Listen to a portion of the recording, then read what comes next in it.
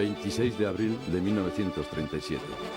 Aviones alemanes, encuadrados en la Legión Cóndor, al servicio de las fuerzas del general Franco, bombardean Guernica.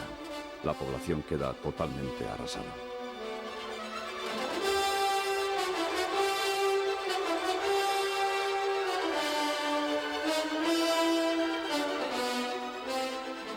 ...26 de abril de 1945... 8 años después del bombardeo de Guernica, una unidad vasca participa en el desfile realizado en Burdeos por el ejército francés, después de haber participado en los duros combates del asalto a las bolsas nazis de la desembocadura del Gironda. 11 cruces de guerra individuales avalarán su heroico comportamiento. Sin embargo, no fue fruto de la casualidad el que las tropas dependientes del gobierno vasco lucharan contra los nazis en los últimos días de la Segunda Guerra Mundial. Ya en 1938, el gobierno vasco, ante el peligro de guerra en Europa, ofreció su ayuda sin reservas al gobierno francés, creando una activa red de espionaje que informó durante la Guerra Civil Española de los aspectos políticos y militares de la España franquista, así como de la presencia alemana e italiana.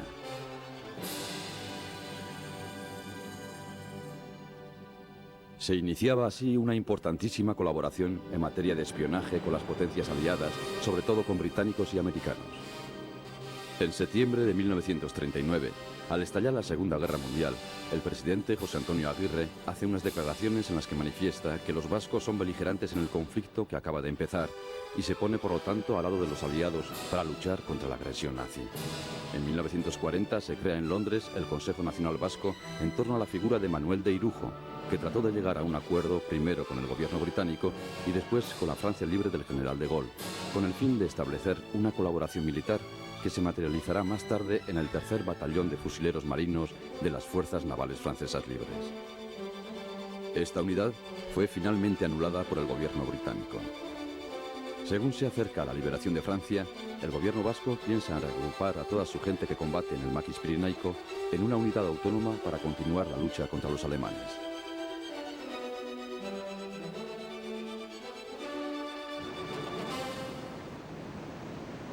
...50 años después, 3 veteranos del batallón Guernica se reencuentran para realizar de nuevo el trayecto de la unidad.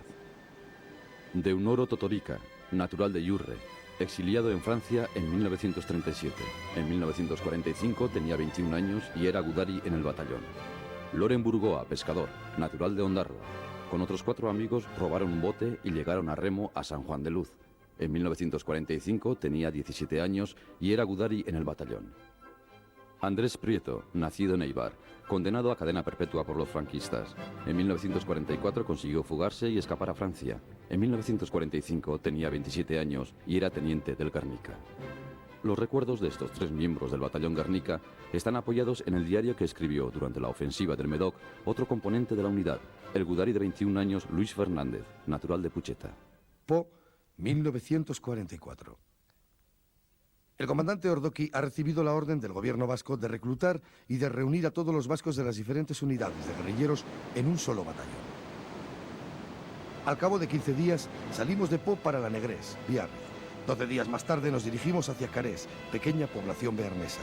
Allí aumentaron los efectivos con la llegada de un comisario, un comandante, capitanes, artificieros y soldados. Recibimos cursos de sabotaje e hicimos maniobras sobre el terreno. De nuevo se nos da la orden de abandonar esta población para ir a Someter de Bear. Allí fue donde el batallón tomó el nombre de Guernica. Continuamos allí los cursos. Un buen día recibimos la visita del general Fernández, jefe de los guerrilleros. El Estado Mayor de los guerrilleros decide concentrar todas sus fuerzas en la frontera y atacar a Franco. Nuestro comandante se dio cuenta de la imprudencia de ese plan y puso al gobierno vasco al corriente de las intenciones de los guerrilleros.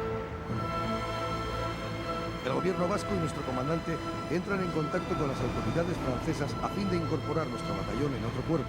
Las autoridades francesas se muestran satisfechas de la iniciativa tomada por los vascos.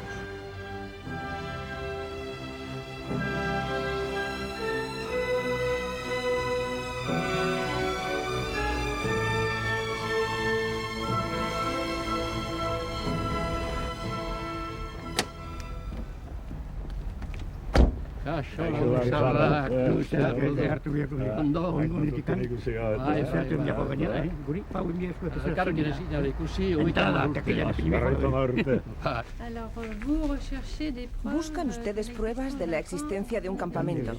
Del campamento de Oso. Como archivista municipal, les voy a enseñar lo único que he encontrado. Tengo un croquis hecho a mano, con el despacho principal y la bandera.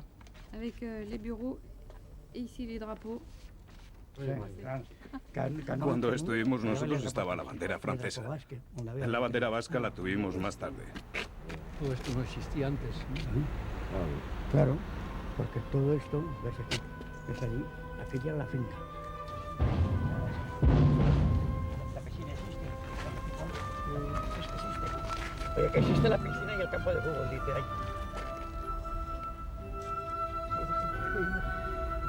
Lo vas a sacar, lo vas a sacar.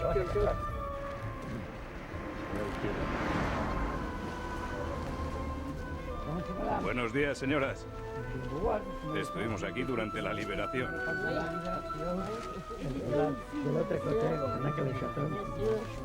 Pouvez-vous filmer là?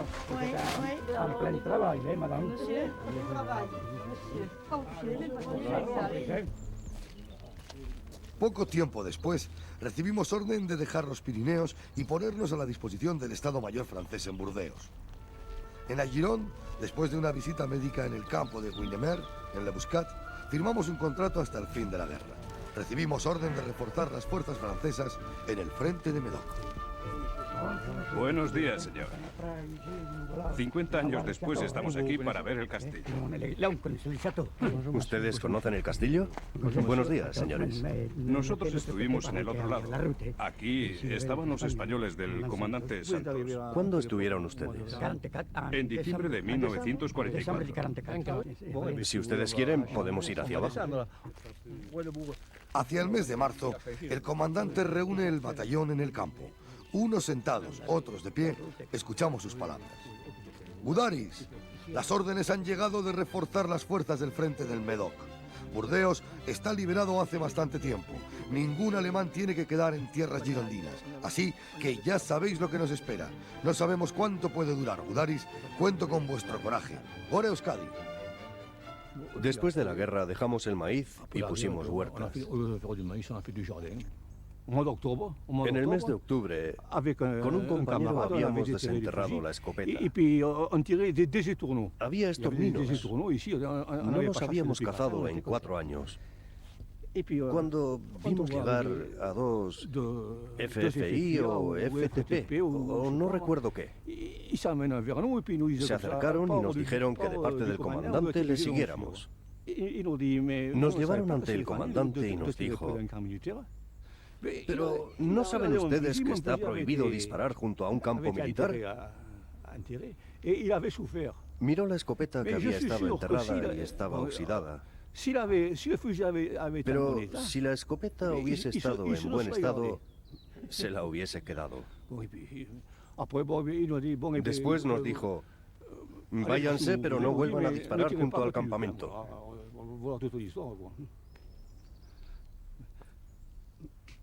¿Qué lleva usted ahí? Una escopeta. No es una escopeta. Sí, le vamos a enseñar nuestra escopeta.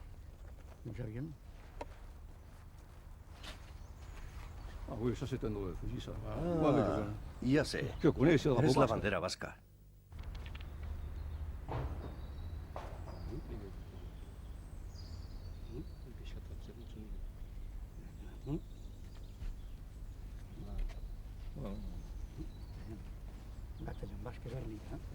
Es nuestra bandera.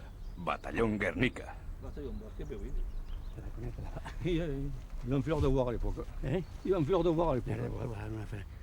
Agradecemos asimismo la acogida de Francia. En verano de 1944, los desembarcos en la costa normanda y la liberación de los departamentos del sur de Francia por la resistencia local posibilitarán la creación de la unidad.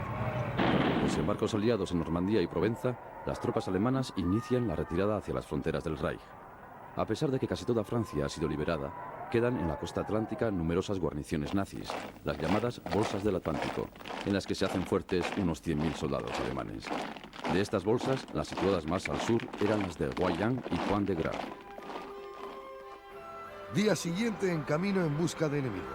Hacemos alto en Blanquefort, a unos cuantos kilómetros de Burdeos. Días después, llegamos a Mâcon. El pueblo ha sufrido la guerra. Tienen ustedes delante el campanario románico de Mâcon. Se pueden apreciar las marcas de los obuses provocadas por los disparos de las defensas antiaéreas alemanas que disparaban contra los aviones ingleses que venían a bombardear los depósitos de crudo de la refinería de Bec-d'Ambès. Algunos obuses que dispararon con espoleta de tiempo no explotaron y estallaron al caer a tierra dejando sus marcas en la fachada de piedra del campanario, que es monumento histórico. Por favor, ¿dónde se encuentra el campo de Cantemerle? Se encuentra a 2 kilómetros aproximadamente. Primero cogemos la calle Gambetta, la calle General de Gaulle, la calle Jean Moulin y tomamos a la izquierda por la carretera Bordeaux-Bouillard. El campo de Cantemerle se encuentra a la izquierda y fue construido por los alemanes de la organización TOD. Aquí estamos ante un barracón que era la cantina del campo donde estábamos acuartelados. Que hoy en día, claro, como se ve, está todo, la vegetación ha invadido todo. Pero lo que antes he olvidado es de que en la visita que nos hizo el Isidoro de la Torre y la Reina al Buscar, dejó bien claro que nosotros no íbamos a luchar bajo una bandera extranjera, sino que bajo la ikurriña de Euskadi. Hemos visto ahí un barracón que ese era lo que podríamos llamar el salón de entretenimiento, de actos que se organizábamos para que la gente no estuviera aburrida, espatadanzas, juegos, la música, todo, el barracón que existe en esa parte. Y aquí ya éramos todos una unidad del ejército regular, puesto que ya habíamos firmado un enganche, ficha de renseñament, como dicen aquí, en el que una de las condiciones que se habían impuesto y se habían acordado entre el gobierno vasco y el gobierno francés era lo siguiente: el contrato es el contraído por el gobierno de Euskadi con el gobierno francés. Esta lucha no era solo la lucha de los franceses, era también lucha nuestra, que íbamos contra la dictadura para la libertad del pueblo. Y por eso vinimos todos, al saber que el gobierno vasco quería formar la unidad, dimos apoyo absoluto a este deseo del gobierno vasco. Y dimos toda clase de facilidades para poder salir de donde estábamos antes, de la UNE, y formar claramente nuestra unidad militar. Sí, nunca había oído tampoco oír a nadie discutir que si uno es de tal y que si el otro es de tal. Nunca he oído. Así que aquí no había de competencia de partidos y eso, ni hablar. Aquí había todo, nada más que unidad entre todos. Hermandad. Aquí defendíamos solamente del ser vasco. Eso es lo que defendíamos aquí. Pero hay discusiones que si uno es de CNT o que si es del Partido Comunista o que si es de PNV. Nunca lo había oído. Nunca.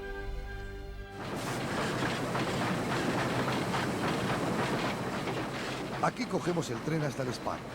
Antes de nuestra llegada, los alemanes han bombardeado el pueblo a fuerza de cañonazos para vengarse del ataque de la aviación americana en Saint-Didier.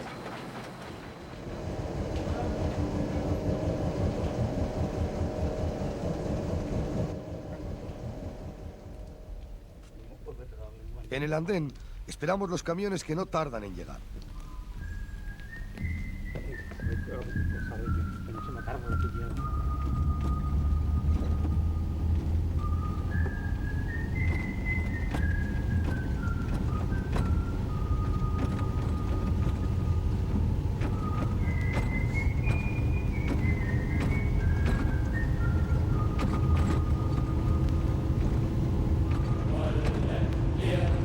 La bolsa nazi del Point de Grave estaba situada en el extremo de la península del Médoc. Las defensas construidas por los alemanes eran impresionantes y la fortaleza tenía 3 frentes. El del mar, compuesto por las defensas del muro del Atlántico. El de Gironda, paralelo al río, y el de tierra, que se construyó en 1944 y estaba formado por defensas en profundidad, fosos anticarros y más de 800.000 minas colocadas en los campos. Unos 4.000 soldados alemanes componían su guarnición, apoyados en 110 grandes búnkers, 85 kilómetros de trincheras, 112 puestos de artillería antiaérea y 111 piezas de artillería de grueso calibre. La fortaleza contaba asimismo con un aeropuerto, un puerto marítimo y una estación de radar, la más poderosa que disponían los alemanes, compuesta por 6 radares que cubrían un radio de acción de 5.000 millas. Disponían asimismo de la emisora más potente de Europa en aquel momento, la Vogel, que dependía de la Marina y les permitía un contacto directo y permanente con el Estado Mayor en Berlín. Al cabo de 15 o 25 kilómetros, llegamos a Vandeis.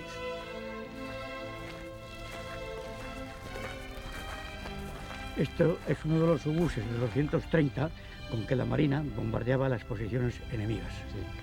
Nosotros formábamos parte del 8º Regimiento Extranjero Marroquí, unidad compuesta por 3 batallones. Los marroquíes al mando de la Guardia de Nogués, los españoles al mando del comandante Santos y el nuestro al mando del comandante Kepa Ordoqui.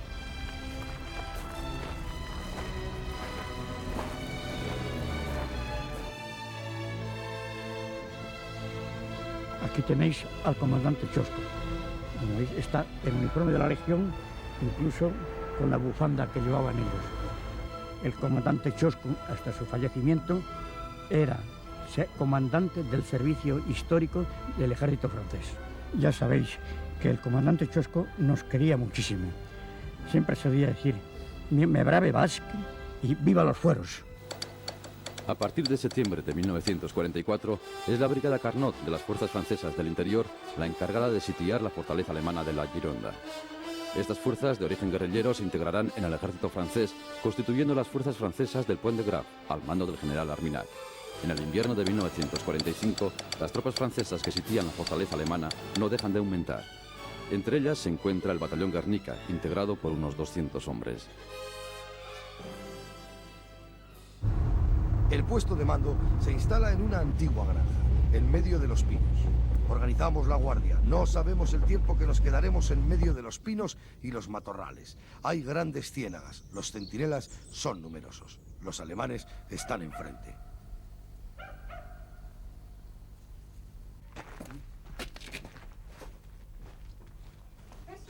¿Qué se le ofrece? Buenos días, señora. Somos antiguos combatientes de la Brigada Carnot, que estuvimos aquí durante la liberación del Maine. Ah, bueno. Le voy a presentar a mis amigos. Mucho gusto. Siempre he oído hablar de ustedes a mis suegros. Siempre estuvimos muy orgullosos de haber acogido al ejército.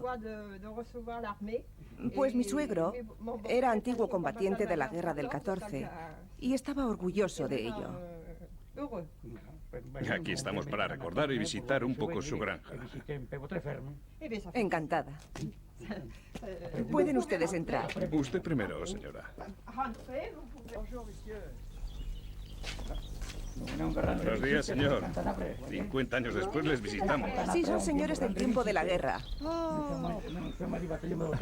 Somos del batallón de voluntarios vascos de la Brigada Carnot.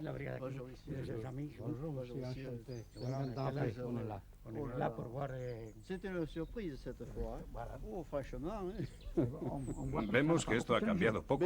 Muy poco, muy poco. No hay grandes diferencias. Ha permanecido natural. Ustedes lo han reconocido. Ahí había un puesto avanzado del comandante Chosco. Exacto, exacto. Había otro en el otro lado. Había puestos a todo lo largo. Con una distancia de 100 a 150 metros los unos de los otros. Hasta la línea eléctrica.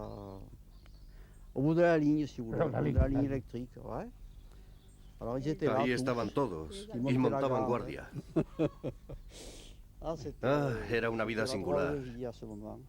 Había que estarse quietos. Nos dijeron de matar el gallo para que no metiese ruido y encerrar al perro. El gallo hacía falta que se callase. Y el perro que no metiese ruido ni ladrase. Pero un día nos olvidamos de atarle y a la mañana siguiente, ¿dónde estará? ¿Dónde estará? Y apareció al cabo de algunos días. Estaba herido. Le había alcanzado una bala. Hace 30 años que llegué aquí. Y de vez en cuando en la huerta encuentro algunos casquillos, que se los doy como recuerdo. Y cruzando hacia la duna, donde estaban las trincheras, cuando llueve mucho, la lluvia hace que aparezcan casquillos. O sea que el puesto de mando era en el caserío ese, y desde la ladera hasta el fin del cortafuegos estaba el batallón, las posiciones del batallón Guernica. Luego, más allá, hasta el mar, eran los marroquíes los que estaban a nuestra ala izquierda. Los gudaris, aburridos, matan el tiempo como pueden. Gudaribas que chutas las tierras de Bedó, tirando pico y pala, trabajando hecho un cabrón. La comida no estaba. Aquí la posición no estaba mal del todo. No. Porque había, con las dificultades que había, pues se conseguía guisar y todo eso, y se mezclaba todo, y se comía. Claro. Buen apetito teníamos con todos. La salud que teníamos entonces y la edad, a los 17 años, pues todo era bueno. Pero lo que pasa es que era la comida de aquí, que no era como la nuestra, mucha verdura. En medio de todo, mucha verdura. Sí. Y patata. Sí. Que comprábamos con bonos de requisa, por no decir otro nombre, ¿no?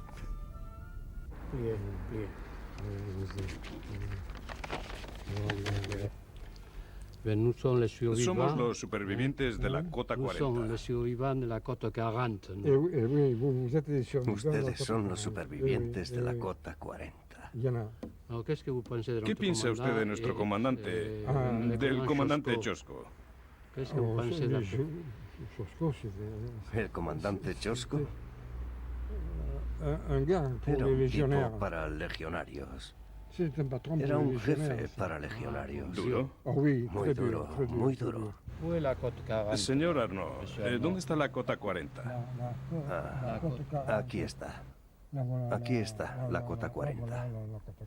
Al inicio de la ofensiva, las fuerzas francesas estarán compuestas por 13.000 hombres. El batallón Guernica fue destinado a la agrupación oeste, es decir, a las fuerzas encargadas del asalto a las fortificaciones del muro del Atlántico. Durante la ofensiva, el apoyo de la aviación francesa y americana fue total. Durante los 7 días de la ofensiva, realizaron 5.400 salidas aéreas, lanzando cerca de 10.000 toneladas de bombas. Una sábana blanca, un trapo blanco con unas letras del código para que los aviones no nos tiraran a nosotros. Y entonces ya sabían la posición nuestra y dónde tirar ellos en las bombas. Hacia las 9:30, la aviación entra en combate. Una marea de aviones descarga sus bombas sin descanso. La orden de atacar está próxima. Durante la mañana hemos ido a misa en medio del ruido infernal de las explosiones de las bombas. La impresión que nos hizo esos aviones, 1.500 aviones a la vez. El cielo era negro, ¿te acuerdas? Y claro. Y el temblor de la tierra. Y no solamente eso, la más impresión que hacía es cuando venían las fortalezas, eran grupos generalmente de 10, 12, 14 eran. Pero venían juntos. De grupos, pero de uno sobre el otro venían y cagaban, echaban bombas, y le rollaban, se quedaba completamente se veía la acero. Bomba, al sol se veía la bomba. Y luego... Después vinieron los aviones, nos dijeron con Spitfire ingleses, pasaban en el cortafuegos casi tocando con las alas los pinos y echaban las bombas eso sí que hacían buen trabajo, eso sí, porque eso los bloqueados cuando le hacían dar vuelta, le hacían. Sí, ponían la bomba justo a la esquina, en la arena. Como era arena, hacían vacío y el bloqueo se hacía dar las vueltas. Ahora tú sabes que no hay necesidad de confesar para comulgar. Ahora. Pero nosotros hace años hemos hecho eso, ¿eh? Cuando vino el cura a decirte, venga, abre la boca, me la hostia, y pide perdón a Dios. Y a mí me dijo, yo le dije, pero sí, no me he confesado. Tienes 2 minutos para pedir perdón a Dios, abre la boca, me dijo. Taca la hostia. El comandante habla a sus gudaris jóvenes y veteranos. Ha llegado la hora de combatir, de vencer al enemigo, de hacer saber al pueblo de Francia que los vascos sabemos luchar y morir por la libertad. Venguemos a los muertos de Euskadi. Esos son los mismos alemanes que sembraron la muerte en Durango y en Guernica. No olvidemos que Francia se sentirá orgullosa de nuestro ejemplo. Nosotros nos tocó el 14 de abril a las 15:35, sí, aproximadamente 15:35, donde nos tocó atacar por arriba y llegar a tratar de romper, como he dicho, la resistencia enemiga. Ello iba a ser muy duro para nosotros, puesto que las fortalezas eran terribles. Para empezar, todo estaba repleto de minas. Tuvimos muchas dificultades para deminar porque el aparato se estropeó, el alférez que nos concedieron murió también saltando en una mina. Mis recuerdos de este lugar pues son recuerdos de explosiones de minas, donde los hombres se les veía, con la explosión se les veía colgados en los pinos, deshechos. Un bombardeo terrible de la aviación y el avance del batallón entre las minas para llegar hasta la carretera de Montalivet. Las 3 de la tarde de este mismo día. El buscador de minas llega con su sartén y un rollo de cinta blanca que indicará nuestro camino. No se puede imaginar lo que pasa en estos momentos. Yo mismo siento esa impresión de encontrarme frente a la muerte. ¿Quién no siente? Sabiendo dónde va, sabiendo que el enemigo nos está esperando, que será un ataque de vida o de muerte para muchos de nosotros. Sabiendo que son los últimos días, las últimas horas que les quedan. Se defenderán hasta su última gota de sangre. Tienen fortalezas que resisten. Todo eso hay que vencer. Sargento Iglesias pasó para allá y me dijo, oye, Loencho, vete conmigo. Claro, la orden que tenía era así, seguir la ametralladora, porque yo era el primer proveedor que tenía los peines en la mochila. Y la ametralladora tampoco valía sin munición, entonces le debía de seguir a donde iba. Y mientras estábamos allí, pues... Sí, Loencho.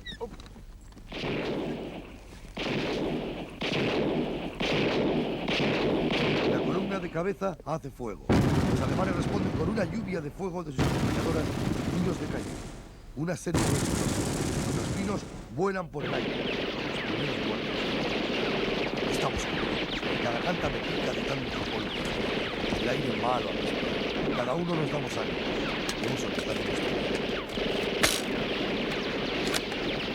Aquí, como es terreno de arena, pues se encasquillaba con la arena del ametrallador.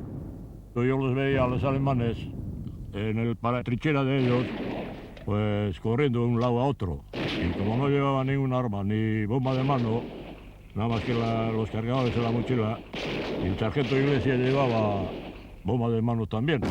Entonces le pedí una y no me quiso dar y no me dio, porque tenía miedo de que iba a levantarme para tirar. Entonces, pues, él como era más veterano que yo, pues no me dio. En esto se hizo una explosión delante de nosotros. Yo no sabía si era mortero o cañón o una bomba de mano, o no sé lo que era.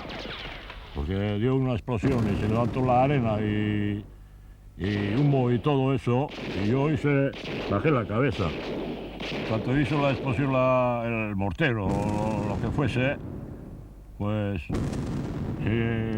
bueno, se murieron los dos. Este no ni habló siquiera. Y Anchón gritó 3 horas cuadris. Al primero gritó bastante fuerte, que se podía oír de cierta distancia. Al segundo dio más débil. Y al tercero débil, que yo también le oí justamente. A la retirada tuvimos un fuerte bombardeo por parte de los que nosotros llamamos las vacas, o sea, eran los que los rusos llamaban los órganos de Stalin, ¿no? Y me caían 6 obuses a la vez. Oye, era fantástico eso. Hacía, yo después, bum, bum, bum, bum. Pero una vez que oíamos ese ruido, es que ya no había peligro ya. El ruido que metían los cohetes, los dichos cohetes, era terrible, algo que impresionaba. No era miedo, pero era te metían una impresión que te dejaban inmóvil. Vacas o bueyes, o esos que hacían la bumba, y se levantaban en los árboles y fuera a distancia fuera de nosotros, y tuvimos ahí una suerte de mil demonios. 15 de abril. A las 8 de la mañana avanzamos entre los pinos destruidos. La tierra está levantada como si hubiera pasado por ella un regimiento de caballeros. No encontramos resistencia. En el rostro de cada gudari se puede leer la tristeza. Se busca al amigo que falta. Para muchos jóvenes, la víspera ha sido su bautismo de sangre. Rebasamos la cota 40. Los alemanes se han replegado después de la guerra. Avanzamos hasta Montalivet. Los bosques están ardiendo. Con dificultad nos abrimos un camino. Aquí se murieron los compañeros míos y entonces lo tuvimos que dejar aquí porque había un peligro para trasladarlos. Estaban aquí oliendo ya los cuerpos, ya estaban casi podridos. Entonces ni se podía mover ni nada.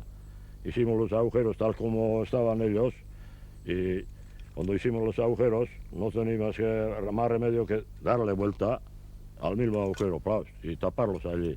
No me explico cómo había librado de esta faena, porque entre los dos estaba yo. En el medio se explotó una granada y los dos se murieron y yo me quedé con un trozo que me pegó un trozo de carne de cada uno de ellos y sangrando en la ceja. Y ese cuando más de una vez he pensado que había sido un milagro del Virgen de la Antigua de Ondarroa, que es nuestra patrona.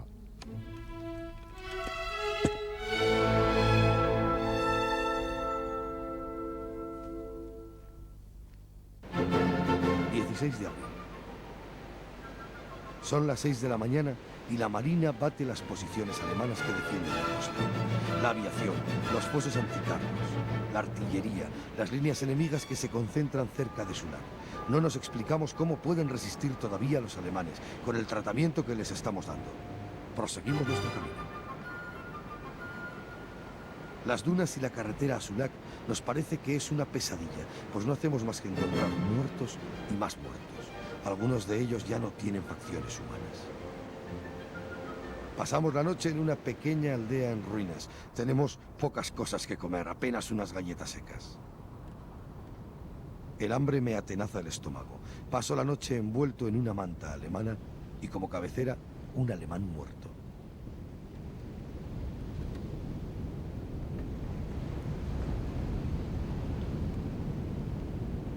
Estamos completamente agotados. ¿Cuándo se acabará esta guerra? Los alemanes siguen resistiendo. No quieren ceder el poco terreno que les queda. Nos apoderamos de un bloqueo que domina la mar. Algunos alemanes se rinden. Son hombres de unos 40 años.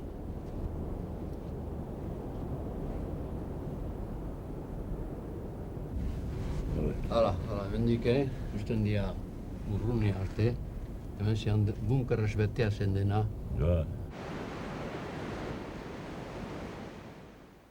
Aquí estamos situados al norte de Montalivet, donde se encontraban estos búnkers alemanes, los que hoy en día están movidos debido a que el agua les ha minado, salvo aquel que fue roto por la aviación americana, que lanzó bombas de muchísimo calibre.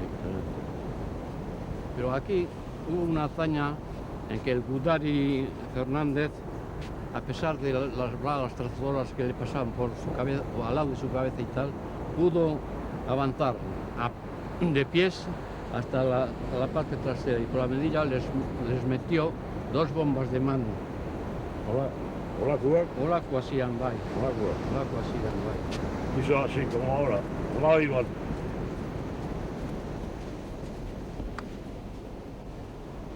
Los marroquíes que se encontraban al lado nuestro, asombrados y extrañados, gritaban Baraka, Baraka, Baraka, diciendo, tiene la gran suerte o la buena estrella. 18 de abril.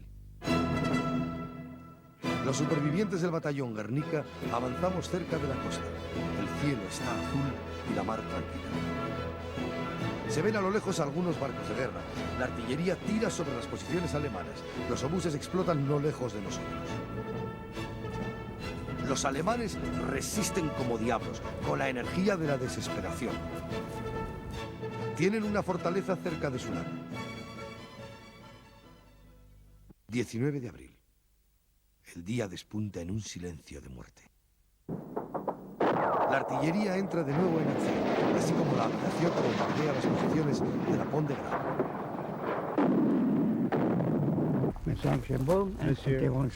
Bonjour aussi. Representante del batallón de voluntarios vascos, el batallón vasco se reagrupó en la plaza de la iglesia de Sulak en espera de nuevas órdenes. Ordoqui llegó a las 9:15 con sus oficiales. Nosotros recibimos la orden de limpiar el pueblo de todo alemán que pudiera encontrarse entre los civiles que se habían quedado en Sulak. Pues aquí estamos en Sulak, donde llegamos después de haber atravesado todas las dunas desde Montalivet, pero afortunadamente la cocina la trajimos por el camino que habían hecho los alemanes y por eso pudimos llegar nosotros antes que el resto de los compañeros y empezar a montar la cocina, simplemente como se pudo. Desgraciadamente, al poco rato los alemanes que se dieron cuenta que ya estábamos ahí, empezaron a cañonear y nos echaron la cocina al aire con todo lo que ello representaba. Con el hambre que traíamos, que veníamos hasta la vista perdida ya con el hambre, en 2 días sin comer. Y cuando llegamos aquí con todas las esperanzas de comer la comida caliente, se ha ido al aire todo. No, y así. ¿Qué diga usted? ¿Usted entiende español? Poco, no. Olvidado casi todo. A ver. Oui. ¿Estuvo en Batallón Libertad usted? Yo era FFI en el sector. ¿De qué unidad era usted? Del 55 de Infantería. Que formaba parte también de la Brigada Carnot. Sí. Por tanto, tengo interés en saber qué pueden contar ustedes. En español. Llegamos aquí hace 50 años y aquí estamos, orgullosos como antiguos combatientes de saludarle. Yo también. Muy simpático. Yo no sé francés, pero... Es el teniente Prieto, teniente de la unidad. De la unidad española. Vasca española. Vasco español. Vasco despierta. Vasco, Muy bien. 20 de abril. El día se levanta. El cielo está azul. Apenas algunas nubes dispersas. El alma triste. Una gallina que ha escapado viva pasa cacareando con sus 4 polluelos.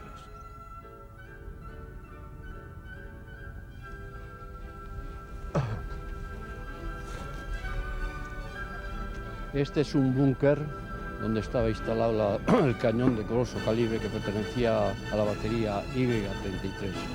Aquí tienes una foto del búnker del I-33 cuando pasaba la revista El Mariscal Rommel. Ello demuestra la importancia que tenía esta posición. Estos cañones son los que más tarde los utilizaron para defenderse, dándoles la media vuelta, porque resultaba que toda la defensa tenían preparada por una posible invasión del mar contra el desembarco. Y resulta que les cogió por la espalda, por lo que tuvieron que dar vuelta a los cañones y entonces era cuando los utilizaban en tierra, los sacaban y los utilizaban en tierra para atacar a nuestras fuerzas. Recibimos la orden de avanzar y llegar, si podemos, a la Pont de Grave, enclave de las últimas fortificaciones alemanas.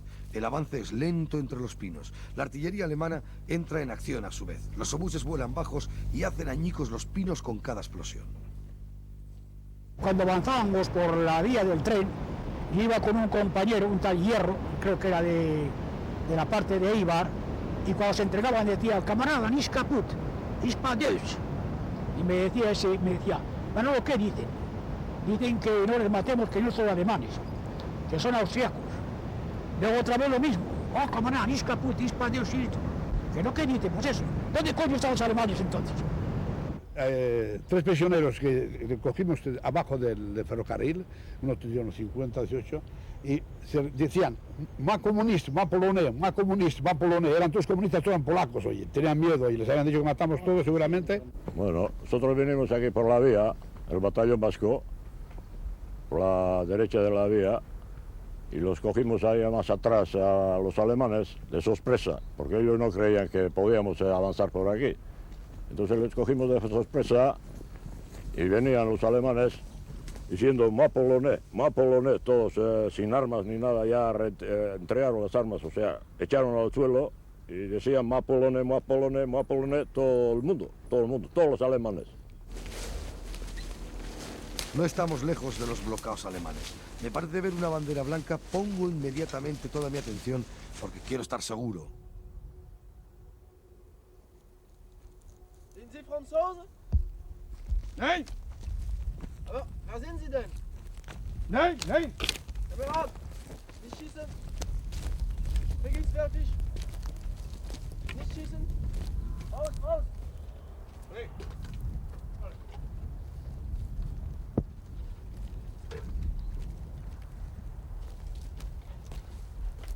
Allez, allez!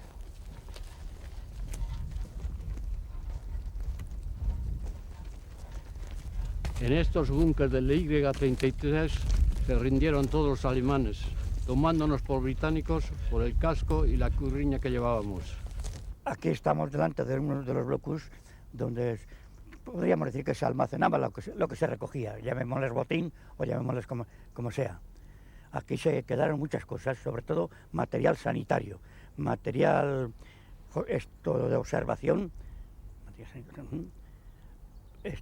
dinero también, alrededor de 1,5 millones de francos de aquella época, y el dinero se entregó a un representante de la Intendencia, que creo que lo entregó, me parece que fue el capitán Inchausti, el que fue que era el que, como estaba en el Estado Mayor General con los franceses, entregó el dinero, creo que lo entregó Inchausti. Sí, pero yo creo que en todo lo que se pudo había una cantidad enorme de material de cirugía de gran valor, pero al principio dijeron de que sería a beneficio de todos y sobre todo de los que cayeron heridos y de las... Eso yo creo que se dijo y se dejó de decir, y muchos aprovechategues que había en Bayona. Bueno, y no me hagáis comentar más, porque sería que tendríamos que decir quizás cosas muy desagradables con lo que ocurrió con eso. Amigos míos, por lo menos, que fuimos 5 los que venimos aquí, ni una peseta hemos cogido fuera del sueldo que nos daban. Pero ninguno de todos los que componían el batallón, ninguno. Por eso, yo a los que conozco así de cerca, sí, pues no hemos recibido ni una peseta. Y entonces supongo que los demás será lo mismo, porque no nos habían escogido a nosotros para no darnos, ¿no? En la guerra no solo hay recuerdos tristes y dolorosos. Yo voy a contar un recuerdo divertido. Cuando estaba en la pista de cemento a la búsqueda de heridos, como tenía la suerte de tener un jeep, me metía en el bosque siempre que hacía falta. Y tenía como acompañante al padre Ignacio Azpiazu, nuestro capellán. Y en un momento dado entramos en el bosque pensando que nos dirigíamos hacia los vascos, hacia el batallón. Y para nuestra sorpresa, llegamos a un claro en el bosque y nos encontramos con soldados alemanes armados y a un general con sus grandes brandeburgos rojos en el uniforme, acompañado por su ayudante. Pensamos que nos habían hecho prisioneros, que habíamos caído en una trampa. Pero en ese momento, para sorpresa nuestra, el oficial alemán, el general, montó en el jeep detrás mío y su ayudante subió detrás del capellán. Entonces nos dijimos, qué extraño que un oficial alemán, un general, se rinda a un médico y a un cura desarmados. Yo no soy un soldado alemán. Tengo una librería en París especializada en Segunda Guerra Mundial y estoy aquí como asesor histórico. Y es un gran placer para mí encontrar a veteranos que puedan contar con detalle el lado álgido de la batalla. ¿Ustedes de qué lado llegaron? Nous sommes arrivés de côté de la plage. Mieux que moi, será mon camarada de pourra vous raconter tout ça. Nosotros llegamos del lado de la playa. El batallón Guernica llegó por la vía del ferrocarril y a nuestra derecha avanzaba un batallón de la segunda división blindada del general Leclerc.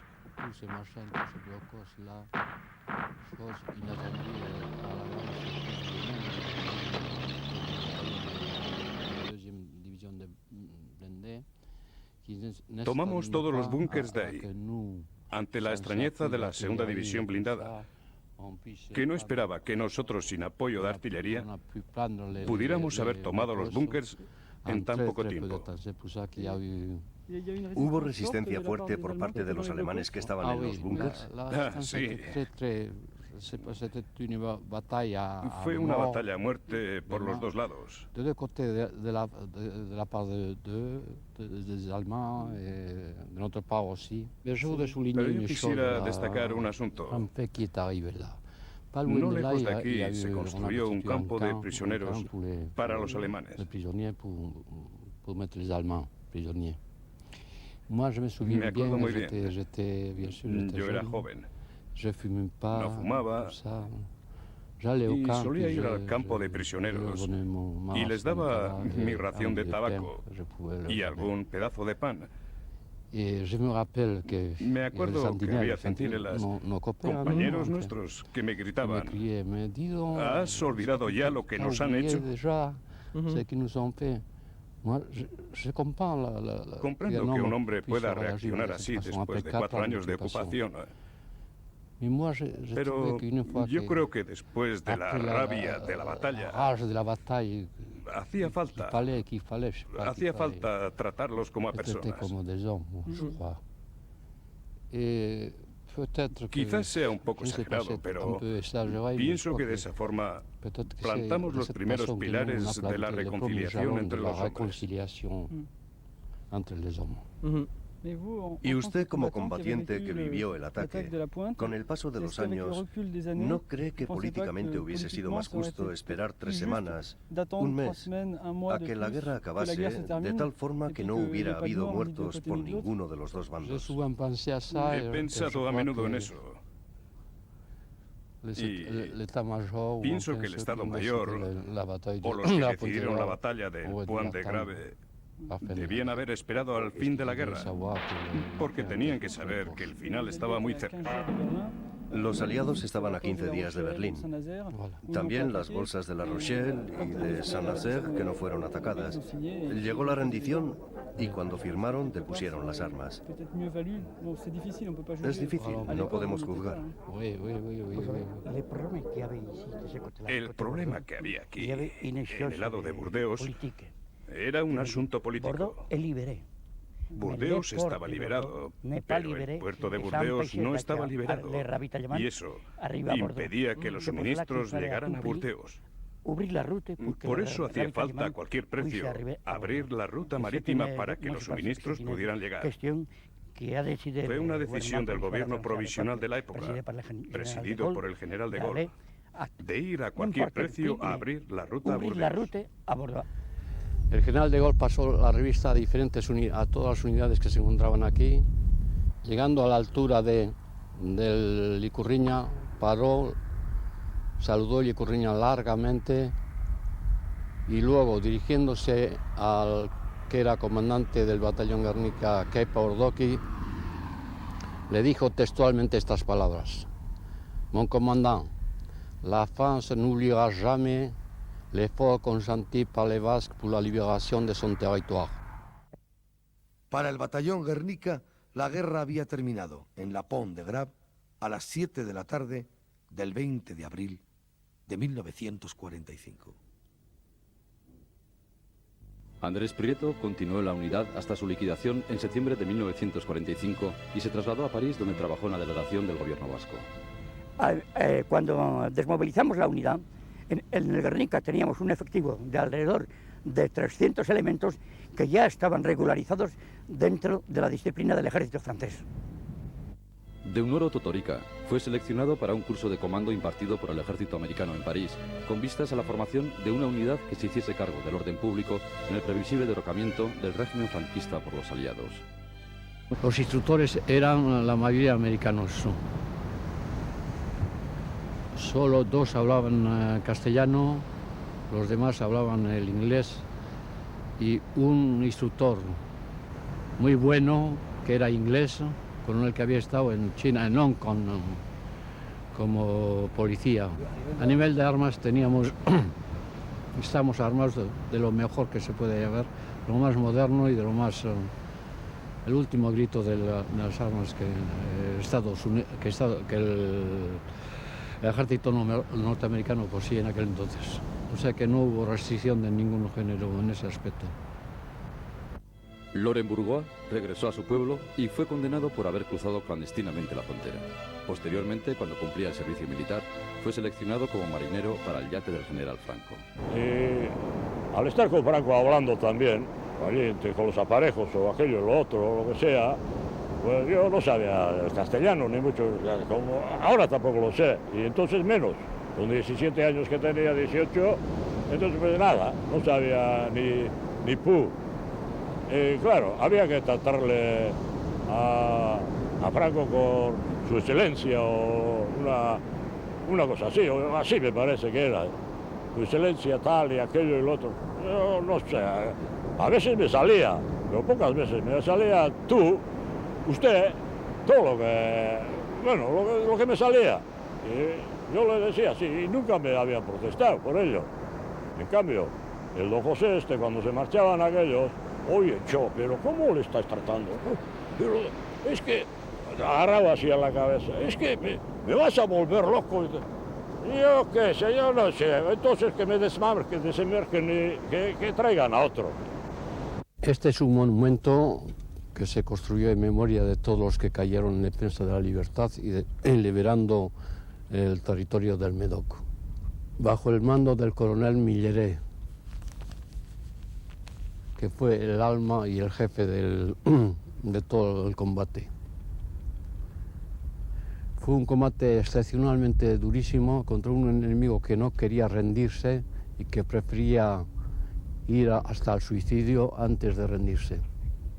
Fue dificilísimo primero por las inundaciones del terreno y seguidamente por la cantidad de cañones y armamento que tenían ellos. Más abajo indica muertos por Francia en el frente del Médoc del 25 de agosto de 1944 al 20 de abril de 1945. El batallón Guernica desfila en L'Espar, Burdeos y San Juan de Luz. Recibe vivas, flores y la promesa de que Francia no olvidará nuestro valor.